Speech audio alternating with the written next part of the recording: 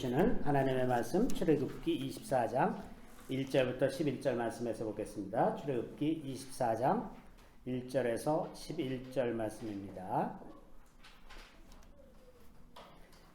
자, 우리 다 같이 읽겠습니다.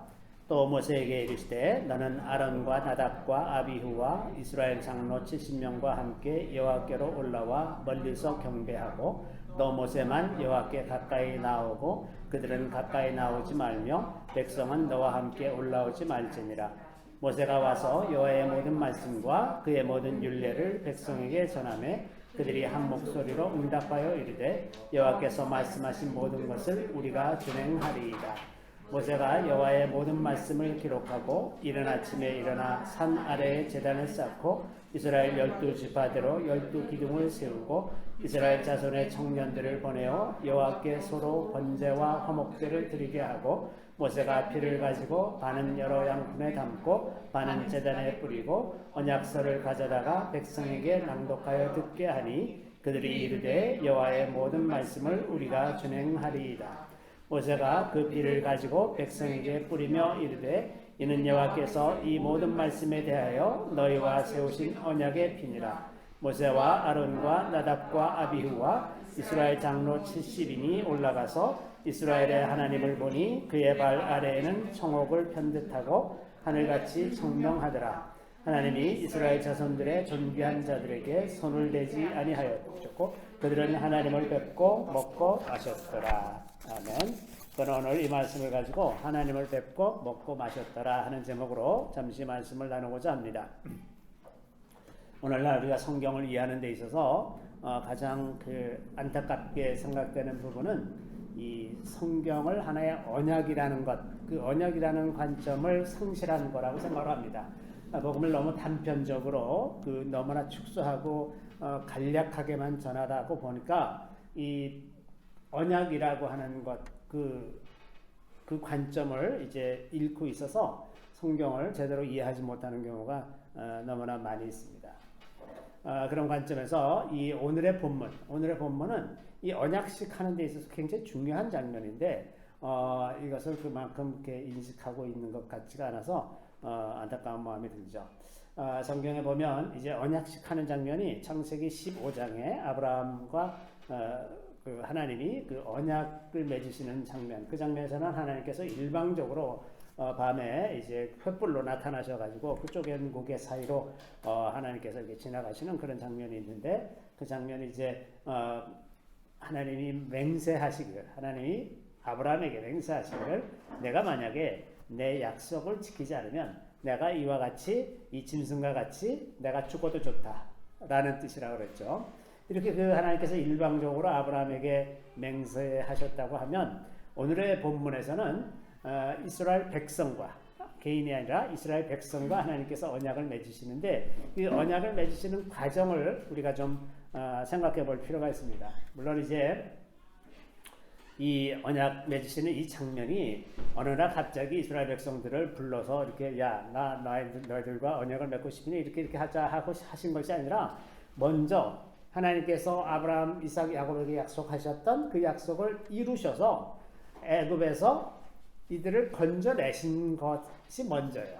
그러니까 하나님께서 이 약속을 지키시고 계시다는 것을 이스라엘 백성들이 다 알 수 있는 상황이죠. 게다가 애굽에서도 굉장히 놀라운 10가지 재앙으로 애굽 백성들을 다 치게 하시고 이스라엘 백성들도 그걸 다 목도하고서 하나님이 어떤 분이신지 그리고 어떤 능력을 가지신 분인지 다 알 수 있게끔 그렇게 일하셨지 않습니까?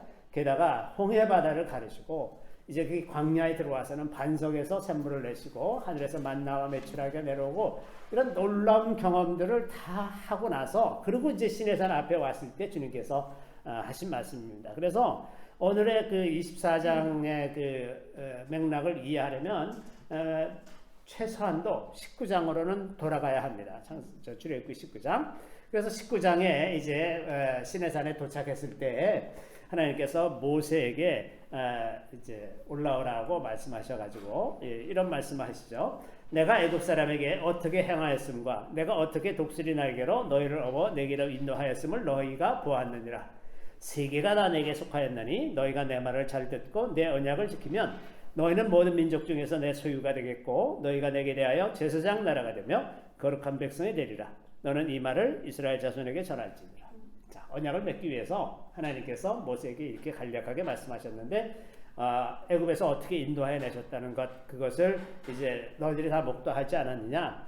다 모든 세계가 다 나한테 속하였다. 그래서 너희가 내 말을 잘 듣고 내 언약을 지키면 너희는 모든 민족 중에서 내 소유가 되겠고 너희가 내게 대하여 제사장 나라가 되며 거룩한 백성이 되리라. 이 놀라운 약속의 말씀을 해주시면서 모세 너는 가서 이스라엘 백성들에게 이 말씀을 전해라. 그렇게 했어요. 그랬더니 이제 모세가 내려와서 장로들에게 하나님의 말씀을 전했습니다. 보면 모세가 내려와서 백성의 장로들을 불러 여호와께서 자기에게 명령하신 그 모든 말씀을 그들 앞에 진술하니 그랬더니 이제 백성이 일제히 응답하여 이르되 여호와께서 명령하신 대로 우리가 다 행하리이다. 이제 사람들이 자발적으로 그렇게 하겠습니다. 그 약속을 지키겠습니다. 라고 구두로 약속을 하는 거죠. 그러니까 이제 모세가 다시 올라가서 하나님께 이 이스라엘 백성들이 한 약속을 전합니다. 그랬더니 이제 그제서부터 그 언약을 맺기 위한 준비를 하는데 제일 먼저 하신 일이 이제 정결하게 하는 것입니다. 19장 10절 12절에 보면 여호와께서 모세에게 이르시되 너는 백성에게로 가서 오늘과 내일 그들을 성결하게 하며 그들에게 옷을 빨게 하고 준비하게 하여 셋째 날을 기다리게 하라. 이는 셋째 날에 나 여호와가 온 백성의 목전에서 시내산에 강림할 것임이니. 자, 제일 먼저 준비하는 게 뭡니까? 우리가 거룩해져야 된다 하는 겁니다. 하나님 앞에 나아가고자 하면 우선 정결하고 거룩해져야만 비로소 하나님 앞에 나갈 수 있고 하나님의 백성으로서 언약을 맺을 수 있게 된다고 하는 거죠. 그래서 옷을 빨고 준비를 하죠. 여인을 가까이 하지 않고 이러면서 이제 준비를 합니다. 옷을 빤다는 것은 다만 옷을 빠는 행위에 있지 아니하고 옷을 빨면서 자기 마음도 하나님께로 다 정결하게 준비시키는 과정이죠. 자, 그래서 이제 하나님의 거룩한 영광이 그 시내산에 임하고 있기 때문에 너는 백성을 위하여 주의 경계를 정하고 이르기를 너는 삼가 산에 오르거나 그 경계를 침범하지 말지니 산을 침범하는 자는 반드시 죽임을 당할 것이라. 하나님의 거룩함 때문에 그렇습니다. 하나님이 사람을 죽이기를 좋아하셔서가 아니라 하나님의 거룩한 속성 때문에 그 죄인인 인간이 그 거룩함 앞에 서면 그냥 죽는 거예요. 마치 언약궤에 손을 댔다가 이제 죽은 사람들도 있지 않습니까? 특히 하나님의 거룩함은 이 죄인인 인간이 감당할 수 없는 겁니다. 그래서 하나님께서 이것을 아주 거듭 말씀하세요. 거기서 올라오지 못하게 경고를 계속합니다. 자, 그렇게 하고 나서 이제 이스라엘 백성들이 준비가 되니까 그 16절부터 19절에는 그 셋째 날 아침에 그 하나님의 영광이 그 시내산에 임하는 장면이 나오는데 이거는 정말 굉장히 놀랍습니다. 그러니까 백성들이 이제 다 준비가 됐잖아요. 14절 15절에 보면 그렇게 했는데 그 셋째 날 아침에 우레와 번개와 빽빽한 구름이 산 위에 있고 이 우레 천둥 번개가 치는데 저희가 요새는 이제 뭐 다 집 안에 앉아서 천둥 번개 쳐도 집 안에 있으니까는 별 걱정도 안 하고 또 다 필에 짐이 있어서 번개 쳐도 다 땅으로 들어가니까 별 걱정을 안 하지만 들판에 아무것도 없는 들판에서 천둥 번개 치면 정말 무섭습니다. 그 번개가 어디로 칠지 압니까? 그 제일 뾰족한데 제일 높은 데로 치잖아요. 그러니까 서 있는 사람이 벼락 맞아 죽는 수가 많이 있어요. 들판에서는. 그러니까 엎드려야죠. 그러니까는 이런 그 엄청난 일이 있기 시작하니까는 사람들이 이제 막 두려워지기 시작하는데 게다가 나팔 소리가 매우 크게 들리니 누가 나팔 부는 사람도 없는데 나팔 소리가 들려요. 이게 아주 미칠 팔짝 뛸 일이죠. 도대체 어디서 들리는지도 모르는 소리가 막 들리는데 이게 도대체 뭐 아무리 둘러봐도 아무것도 안 보이는데 소리는 계속 나오고 그러니까 진중에 있는 모든 백성이 다 떨더라. 이 사람들이 다 준비돼서 그 앞에 섰는데도 불구하고 백성들이 다 떨더라. 그래서 이제 모세가 하나님을 맞으려고 백성을 거느리고 진에서 나오매 그들이 산기슭에 서 있는데 시내산에 연기가 이제는 또 연기가 피어오르고 불이 붙었어요. 여호와께서 불 가운데서 거기 강림하십니다. 그 연기가 옹기가마 연기같이 떠오르고 온 산이 크게 진동하며 이제 지진까지 났습니다. 자 하나님의 영광이 임하는데 이런 그 엄청난 일들이 일어나고 그런 가운데서 나팔 소리가 점점 커지고 모세가 말하니까 하나님께서 음성으로 대답하시더라. 음성으로 대답하시더라. 그 사람들이 음성을 일부 들었습니다. 하나님께서 그 영광으로 시내산에 임하시는데 계속 걱정되는 것이 이스라엘 백성들이 그들 중에 또 호기심에 가까이 좀 가서 좀 보려고 하는 사람들, 그래서 그 하나님께서 정하신 경계를 넘어올까봐 그게 굉장히 염려가 되시죠. 그래서 여호와께서 모세에게 이르시되 내려가서 백성을 경고하라. 백성이 밀고 들어와 나 여호와에게로 와서 보려고 하다가 많이 죽을 거야. 절대로 오면 안 된다. 절대로 오면 안 된다. 또 여호와께 가까이 하는 제사장들에게 그 몸을 성결히 하게 하라. 나 여호와가 그들을 칠까 하라. 성결하지 않으면 그들을 칠 수가 있다. 그러니까 제사장도 성결하게 하고, 왜냐하면 제사장은 좀 더 가까이 가니까 백성들은 제일 멀리 있고 제사장과 백성의 장로들은 좀 더 가까이 가고 모세는 아주 가까이 가고 이런 계층이 만들어졌죠. 모세가 여호와께 아뢰되 주께서 우리에게 명령하여 이르시기를 산 주위에 경계를 세워 산을 거룩하게 하라 하셨사온즉 백성이 시내산에 오르지 못하리이다. 이제 그렇게 백성들이 안 오를 겁니다. 그렇게 말씀드렸더니 하나님께서 그에게 이르시되 가라 너는 내려가서 아론과 함께 올라오고 제사장들과 백성에게는 경계를 넘어 나 여호와에게로 올라오지 못하게 하라. 내가 그들을 칠까 하노라. 이것을 많이 걱정하시는 거예요. 아니 하나님의 영광이 나타나고 하나님 지금 언약을 맺으려고 그러는데 안에 엉뚱하게 사람이 죽어나가면 그게 무슨 언약식이 되겠습니까? 그 가운데 막 또 슬퍼하는 가족들이 있고 막 통곡하는 사람들 생기고 그러면 이 영광의 자리가 얼마나 엉망진창이 되겠습니까? 그러니까 이제 그걸 거듭해서 경계를 하도록 그렇게 모세에게 명령을 하시죠.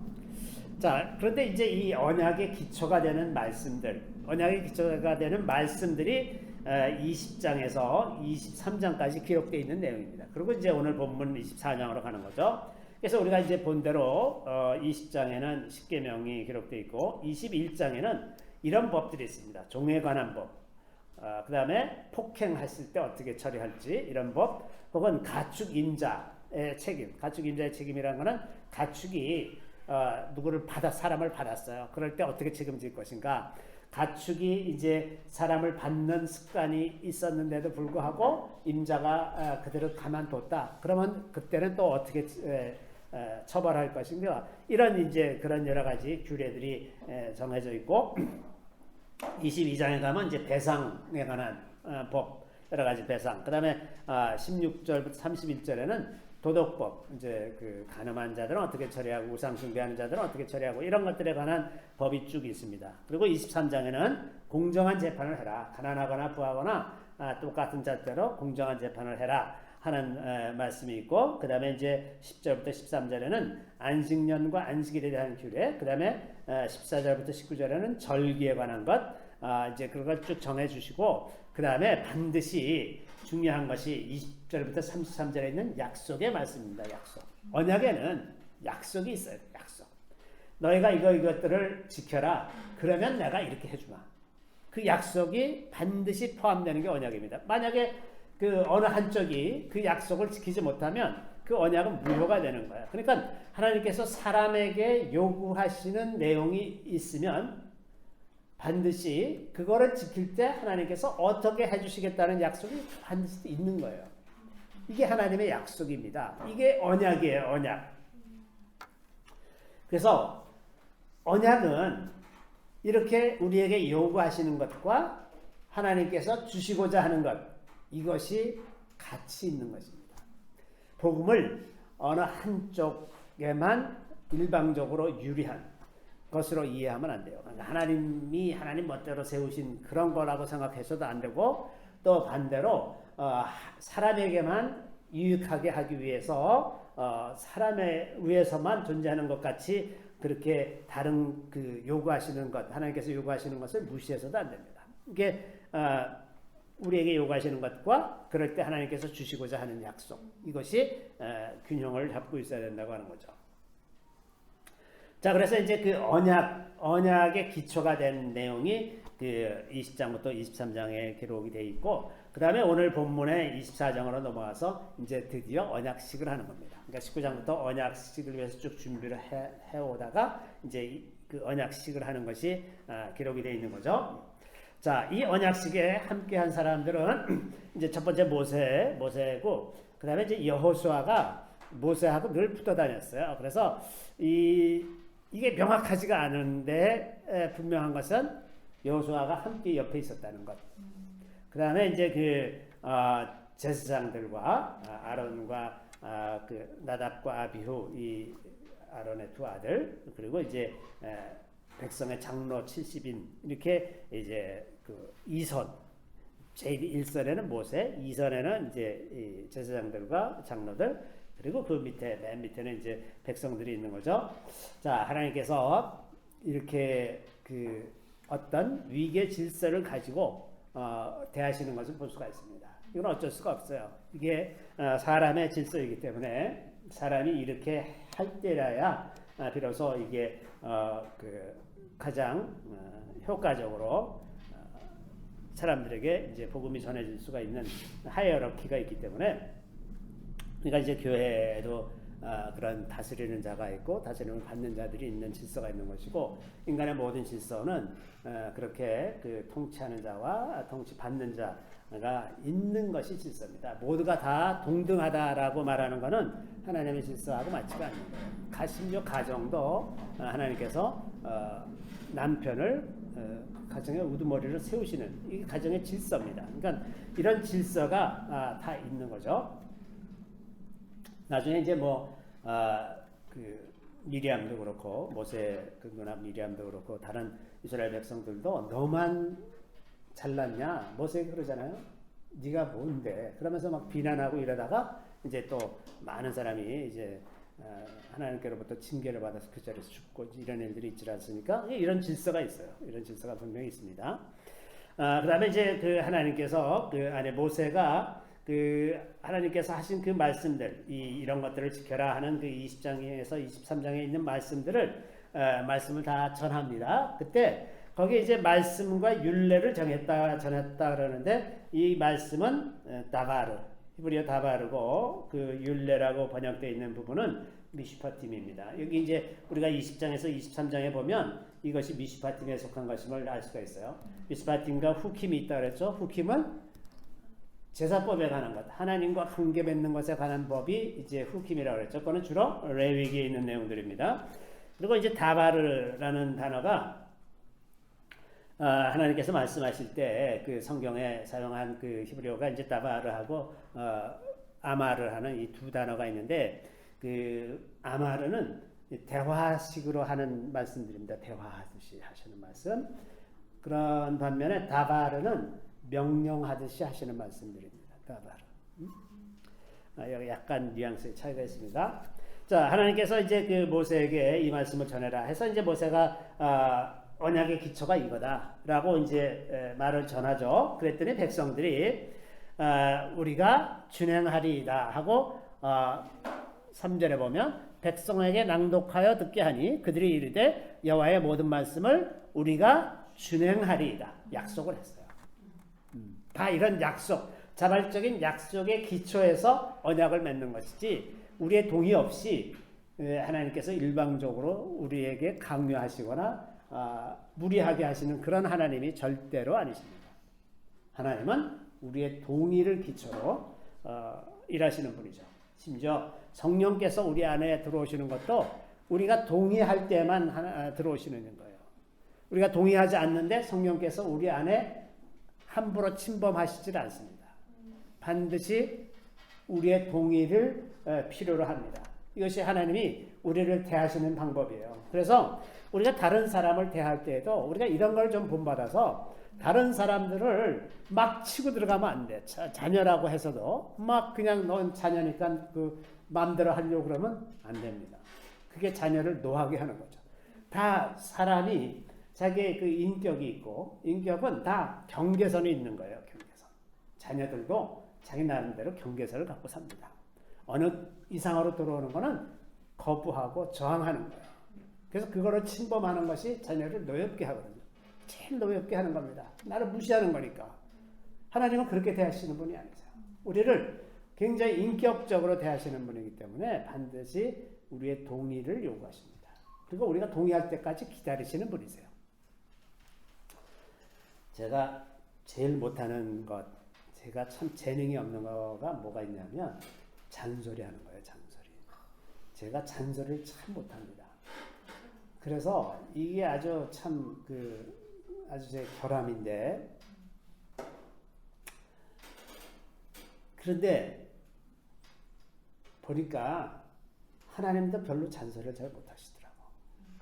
이렇게 한번 말씀하시면 그냥 계속 기다리시는 거예요. 그래서 그게 아닌가 하고 이제 잊어버리고, 하나님께서 하신 말씀 잊어버리고 이제 나중에 다시 또 여쭤보면 그 말씀 다시 또 말씀하시고 똑같은 말씀 다시 하는 거예요. 이게 또 빨리 해 이거 다그치지도 않으시고 그냥 기다리시는 거예요. 그냥. 하나님은 그런 분이죠. 우리 인격을 너무나 존중하시는 분이십니다. 자, 이제 백성이 다 준행하겠다 그러니까 이제 모세가 하나님의 말씀을 기록하고 제단을 쌓고 4절에 보면 여기 없군요.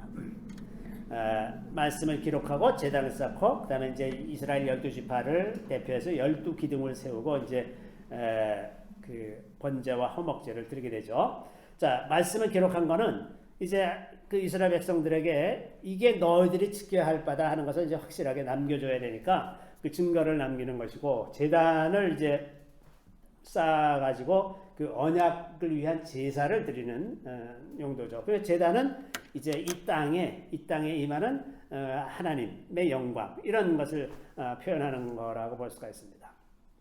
그래서 이제 청년들을 시켜서 그 소로 그 번제와 화목제를 드리는데, 여기 그 속죄제나 속번제를 드렸다는 얘기 없어요. 번제와 화목제. 이 화목하게 하는 데에는 번제와 화목제가 필요합니다. 번제는 모든 것을 다 태워서 드리는 제사예요. 그러니까 완전한 헌신을 이야기합니다.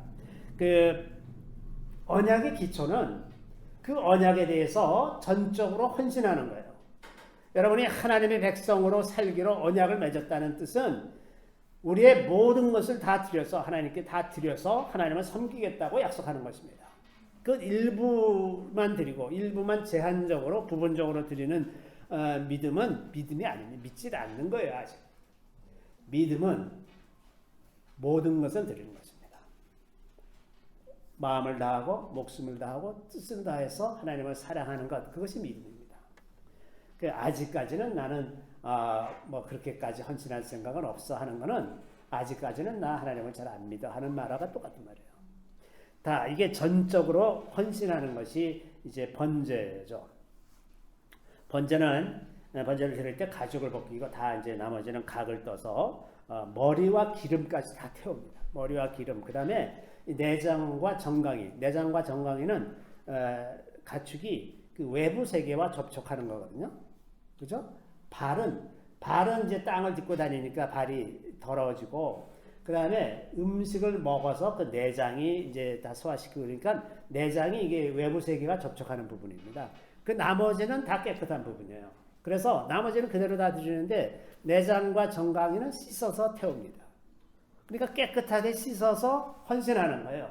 우리도 하나님의 백성으로 살겠다고 결심하는 거에는 먼저 죄를 씻는 것이 반드시 필요합니다. 죄를 씻고 죄에서 벗어나고 죄를 안 짓겠다고 결심을 일단 하고, 그리고서 우리 자신을 하나님께 드리는 겁니다.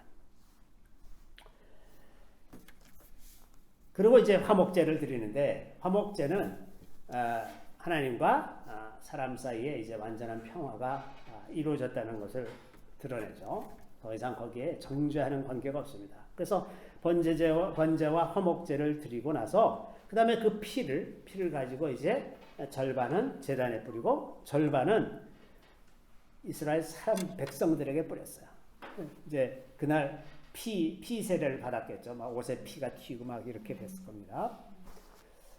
그래서 이 동일한 피가 제단과 사람에게 뿌려졌기 때문에 이 하나님과 이스라엘 백성들은 피로 연결된 사이예요. 피로 연결된 사이. 피로 연결됐다는 것은 그 언약을 지키지 않으면 죽기를 각오하는 것입니다. 생명을 각오하고 믿는 거예요. 그러고 나서 이제 모세가 그 언약서를 낭독을 하고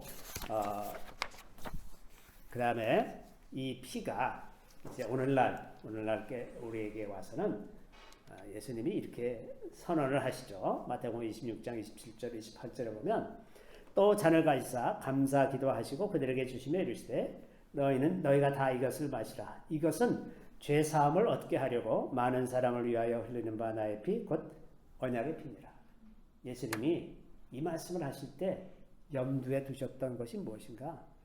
출애굽기 24장에 있는 언약의 피입니다. 이스라엘 백성들과 맺은 언약의 피, 그것을 대체하는 영원한 피, 단번에 제사를 드릴 수 있는 피, 동물의 제사의 피는 반복적으로 드려야 했지만 이 피는 단 한 번으로 영원히 하나님과 관계를 맺게 되는 그 피라.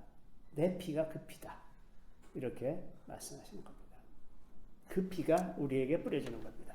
우리 안에 그 보혈의 생명이 있어야 하나님의 백성입니다. 그리고 그 피를 자랑스러워할 줄 알아야 합니다. 그 피가 얼마나 소중한 것인지 안다면 그 피를 부끄러워할 이유가 하나도 없잖아요.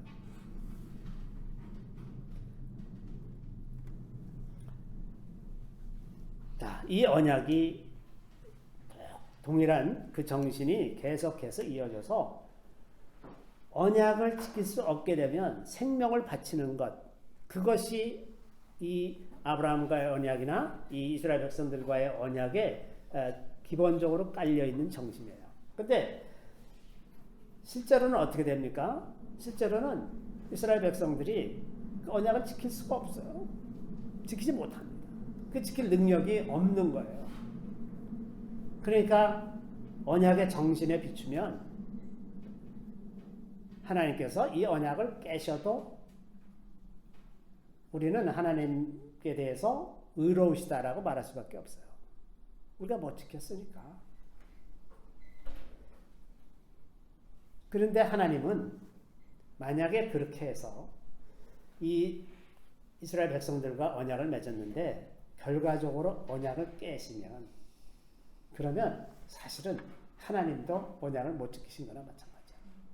언약이 성립이 안 됐으니까. 아니 하나님이 사람과 언약을 맺으시면서 못 지킬 거 뻔히 아셨으면서 그냥 깨버리시면 맨 처음부터 깨버리실 줄 알고서 시작한 것 아니겠어요? 그러니까 하나님은 맨 처음부터 자기 아들을 죽이실 계획을 갖고 계셨기 때문에 언약을 맺으신 거예요. 그렇지 않으면 언약을 맺으실 수가 없는 거죠. 이 사람들이, 이 이스라엘 백성들이 이 언약을 못 지킬 것이 분명하고, 그러면 이 언약을 어떻게 할 거냐? 내 아들을 죽여서 언약을 완성하겠다. 이렇게 말씀하신 거죠. 이렇게 생각하신 거죠. 이 계획이에요. 이게 구원 계획입니다.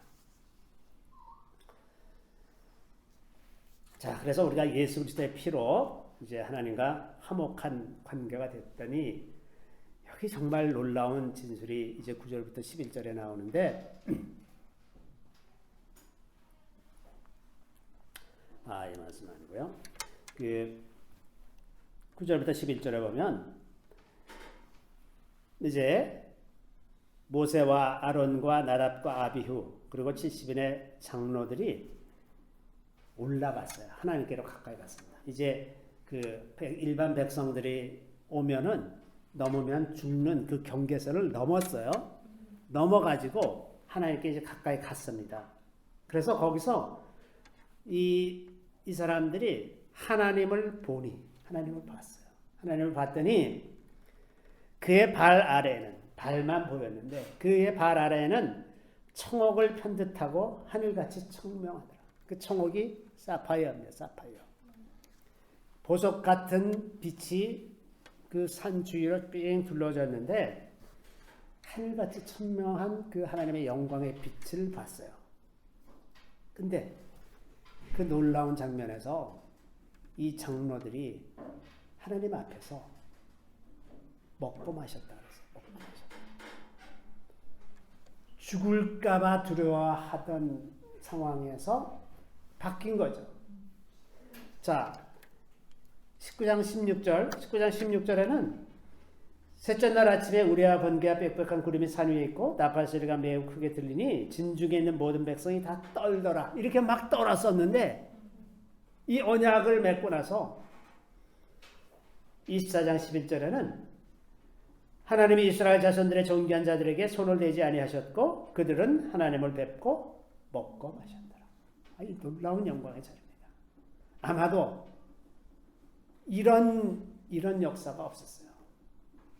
이스라엘 백성들만이 유일하게 이런 경험을 한 백성들입니다. 저걸 누가 한 적이 있습니까? 그 이후로도 하나님의 영광이 나타나는 것을 본 사람들이 있었고 그것을 성경이 기록하고 있죠. 가령 삼손의 아버지는 여호와의 사자가 나타났어요. 여호와의 사자가 나타나서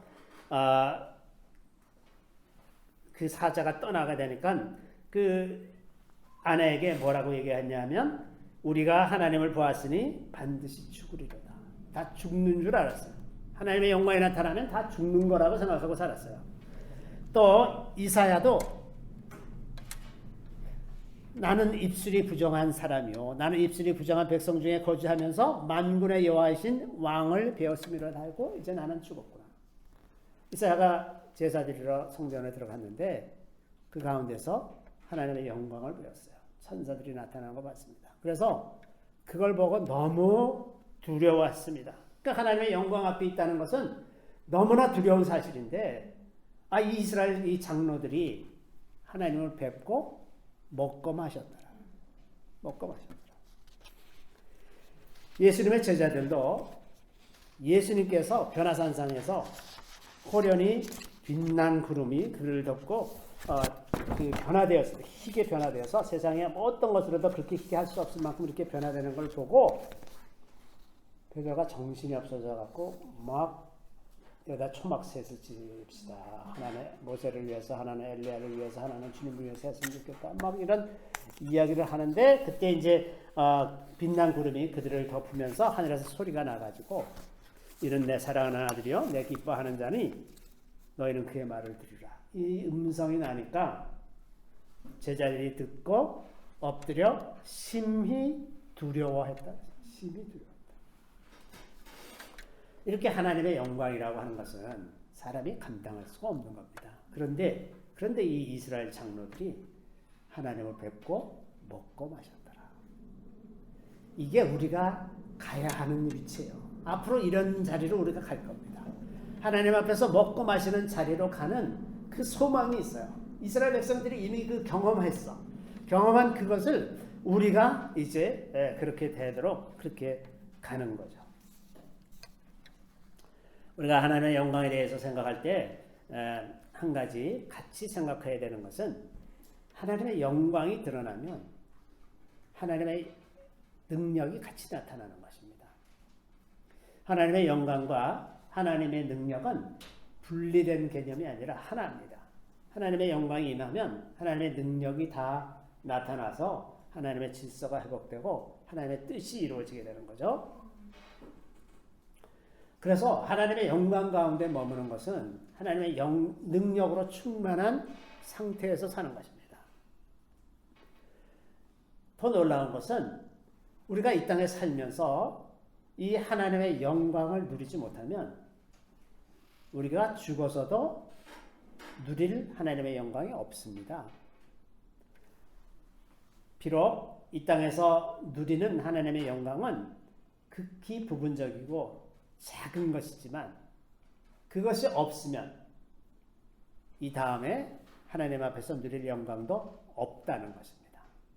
여기서는 굉장히 부분적으로 누리고 살짝 맛보는 수준에서 누리지만 다음 세상에서는 완전한 형태로 누리게 되죠. 그런데 이 세상에서 한 번도 그런 걸 누려본 적이 없다. 그러면 다가올 세상에서도 누릴 기회가 없습니다. 그러므로 우리가 이 땅에 살아가는 동안 때때로 온전한 형태는 아니더라도 하나님의 영광을 누리면서 살죠. 때때로 하나님께서 놀라운 방법으로 우리를 치유하시거나 우리를 회복시키시거나 우리를 새롭게 하시는 그런 경험을 하는 사람들이 내세에서도 그러한 영광의 자리로 가게 된다고 하는 겁니다. 자, 우리가 하나님의 영광 가운데 머물 때 하나님과의 친밀감이 최고가 되는 것입니다. 그리고 그리스도인의 모든 능력은 주님과의 친밀감에서 나오는 겁니다. 주님과 친밀하지 않으면 하나님의 능력이 나올 수가 없습니다. 주님과 친밀한 관계가 될 때 하나님의 영광이 임하고 하나님의 영광이 임할 때 하나님의 능력이 나타나기 때문입니다. 그래서 하나님과 친밀감을 늘리는 것, 이것이 우리가 평생의 과제입니다. 계속해서 좀 더 하나님과 친밀해지는 그런 관계를 만들어 가는 거죠.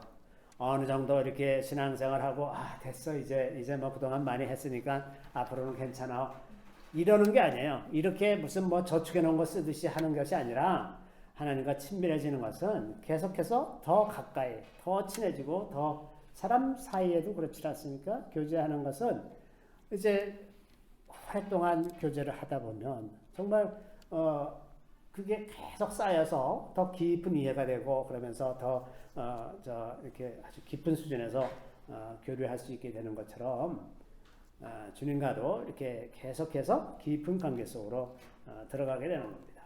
첫 번째, 우리가 하나님과 친밀감을 누리기 위해서 제일 먼저 할 일은 죄를 멀리하는 것입니다. 죄. 이게 제일 중요합니다. 이사야 59장 2절에 보면 오직 너희 죄악이 너희와 너희 하나님 사이를 갈라놓았고 너희 죄가 그의 얼굴을 가리어서 너희에게서 듣지 않으시게 함이니라. 죄가 있으면 하나님과 멀어집니다. 하나님이 우리를 가까이 하실 수가 없어요. 우리 죄 때문에. 하나님은 거룩하신 분이기 때문에 가까이 오실 수가 없는 거예요. 우리가 아무리 가까이 가고자 해도 하나님이 가까이 오실 수가 없어요. 그래서 죄를 회개하는 것. 내가 평생 죄를 회개하면서 살았다. 그걸로 그러니까 더 이상 안 해도 된다가 아니라 죄는 언제든지 우리가 생각나는 죄가 있으면 다 자백하고 또 용서함을 받는 것입니다. 뭐 평생 똑같은 죄를 자꾸 짓고 있어도 할 수 없어요. 그래서 뭐 뻔뻔하게 또 용서해달라고 얘기해야 돼. 응? 이거 어떻게 10번 그랬는데 어떻게 11번 하나 그러지 말고 1000번 만번 주님도 그러셨잖아요. 7번에 70번이라도 해라. 그거는 490번까지만 하라는 얘기가 아니라 무한정 용서하라는 뜻이거든요. 그렇게 말씀하시는 이유는 주님이 우리를 그렇게 용서하실 것이기 때문에 그렇습니다. 그러니까 똑같은 죄 또 져서 민망하다. 이제 낯이 두꺼워서 말을 못하겠다.